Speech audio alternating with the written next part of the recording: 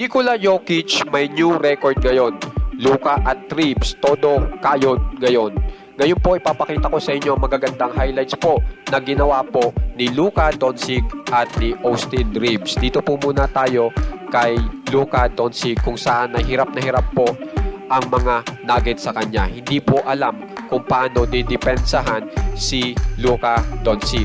Lalong-lalo na po dito kung makikita nyo, ultimo yan, si Aaron Gordon ay hirap po sa pagdepensa kay Luka Doncic, na alam naman po natin na si Gordon po ay pahirap kay LeBron James pag dinidepensahan na si LeBron James. Pero pagdating kay Luka, wala pong magawa si Gordon. Lalong-lalo na po ito, yung dumidepensa po ngayon na si Peyton Watson, na siya lagi ang dumidepensa kay Luka pero wala pong magawa kay Luka.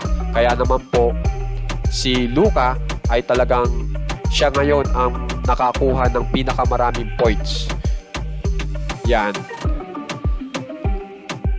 Samantala naman po, mamaya-maya, pagdating kay Austin Reeves, si Austin Reeves naman po ang nakakuha ng pangalawa sa pinakamaraming puntos na nakuha sa Lakers. At yan na nga po si Austin Reeves. Yan po yung mga ginawa niyang opensa laban sa Nuggets.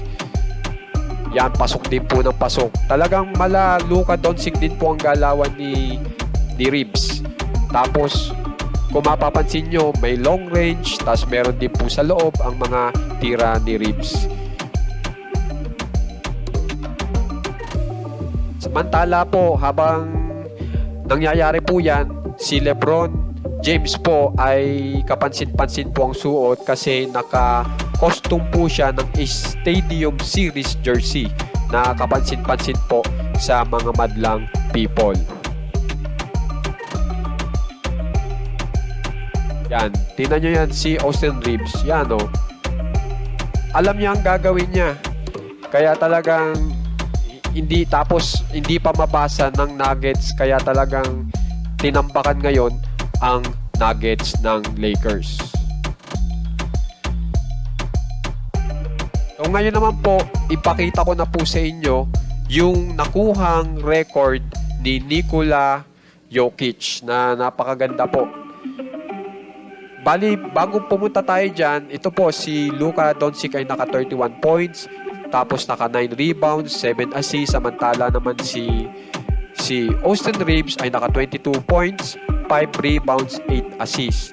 At dito na po tayo sa record ni Nikola Jokic. At ito po,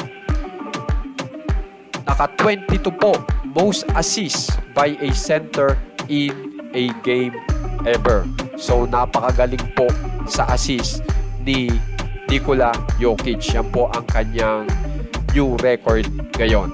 Kaya guys, kung gusto nyo pong ma-update sa NBA, sa lahat ng labanan at yung mga new record, subscribe lang po kayo sa ating channel. Maraming salamat po.